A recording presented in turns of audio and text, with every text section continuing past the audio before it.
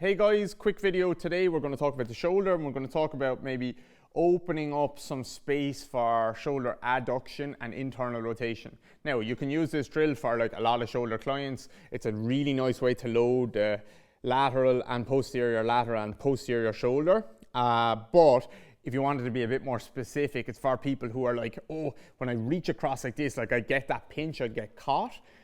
Or like when I'm trying to internally rotate, I get caught. Or anyone who just gets caught around the front of the shoulder. But not only them, because some people are lacking range and don't get caught around the front of the shoulder at all. They feel fine. But if you want to open up some range, this is a good option. Not your only option, but I'm going to show you a simple option that you can use. To understand it, we're just going to talk about the hip and pelvis. So you know the way, I'm sure you've seen like the content, you should have gone through the hip and pelvis section. This is kind of some of the reason why I teach a lot of lower limb first as well, is because when you understand the hip and pelvis and the foot, you understand the upper body much better, and it doesn't necessarily go the other way around, okay? So let's say we're trying to open up the lateral on the left hip, lateral hip, posterior hip. We're probably going to want to rotate our pelvis to the left into that left leg.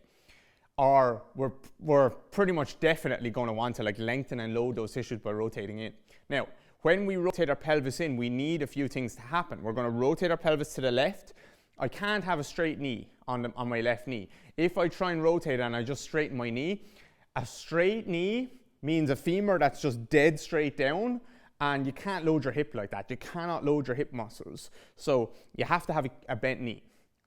Second thing, you can't let your left foot, so I'm going to rotate my pelvis to the left. I can't let my left foot roll onto the outside of my foot and lose the inside of my foot, because I'm trying to turn into something and my foot is just turning as well. Then I'm actually not loading up any tissues, okay? You can try that yourself if you want. You won't feel any tissues getting wound up in the hip. So when we take it onto the shoulder, we need to make sure we have our hand contact and right on the inside, and then we need to have a bent elbow, okay? So what we're going to do is, instead of doing this type of stretch where we adduct and we try and pull across like this, which actually can work, but a lot of people that have these issues, they just feel it at the front. They don't feel any opening at the back. But if they did feel opening at the back, like you could use that as an option. But we're going to try and not just like stretch them, we're going to put a lot of load or try and find a decent bit of load through these tissues. Okay, so instead of the pelvis rotating over the femur, we're actually going to turn the chest towards the shoulder or towards the hand, let's say. Okay, so we're going to use a wall. We're going to use, Kira's going to try and like get the best view she can. So you're going to use a wall. You're going to have a hand where your fingers are just pointing up to 12 o'clock. And then I'm going to begin with, I'll play around with a few options here. I'm going to place my right hand on my chest here, okay? So I'm just going to use the word chest when I talk about like the thorax or whatever, okay? So left hand on the wall. Q1, try and find the inside of your hand a little bit. It doesn't have to be rolled off, just get pressure through this area on my left hand in here. Q2, bend my elbow. Q3, reach away from the wall, so push my chest. Without my elbow moving, push my chest away from the wall. So that would be called protraction. So we're going to try and protract like this.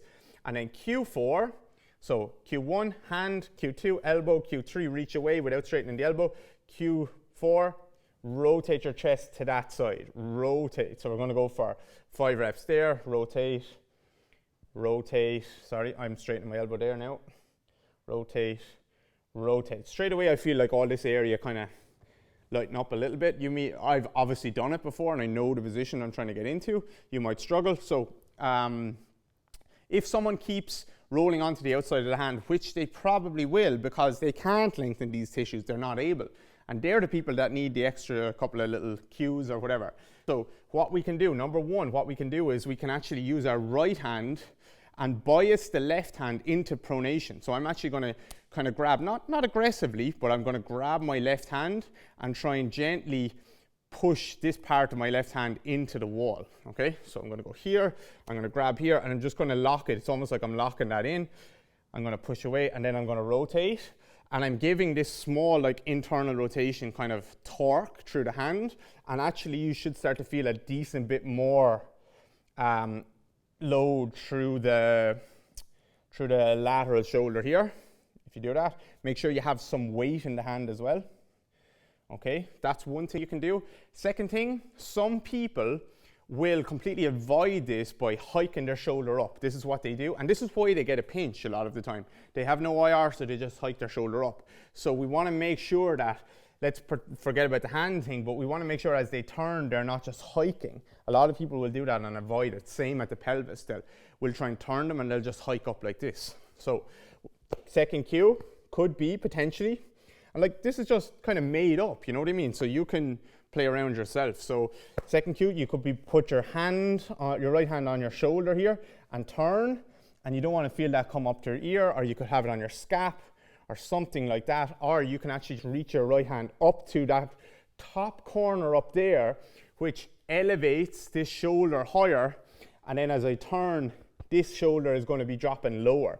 That one right there, I feel the most stretch through this area now. The opposite of that will be if I reach that right hand down to the floor over there, that's going to cause a hike. So I can reach my right hand up over there. But like all of these things are just ways of getting you to lock this hand in place and rotate and adduct. You're getting, so this is adduction in the open chain, this is adduction in the closed chain. They're all just ways of doing that. So don't let the hike happen. Don't let the hand roll onto the outside. Then what we can do is play around with hand position on the wall. So there I just have like a neutral position. If I wanted to bias into internal rotation, I can start in humeral internal rotation here, where my hand is pointing. If that was 12 o'clock from my left hand, that would be 3 o'clock. My fingers are pointing over there. And then I can literally just rotate in there a little bit. I could have it out here. Now, this one here, you're actually putting a lot of people into end range IR to begin with, and it might not feel good, but I do use it with some clients when if I feel like they're able for it. So be careful with that one. This one is better, or safer, let's say, or easier to get. You can obviously play around with the hand out there or the hand down, but mostly I'll just use the neutral hand position. And then the other one that you can do is adduct or rotate. So reach through the hand, reach through the wall, turn. Now grab and actually internally rotate the shoulder from there, internally rotate. So now I'm actually, what I'm doing is I'm reaching, I'm turning my chest in, and then I'm internally rotating my humerus from there, and you'll start to feel a lot of tissue wind up there. You could do like an isometric there, you can do a contract relax. I know I'm saying you can do a lot of stuff. It's because you can play around. So do as much as you want, do as little as you want, but the premise of the whole thing is to say, hand, turn your chest into that area. You should be able to open up this space back here, which allows people to adduct and internally rotate.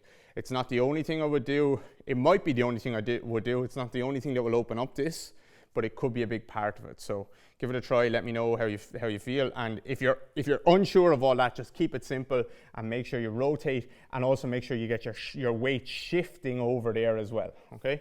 So let me know how you go.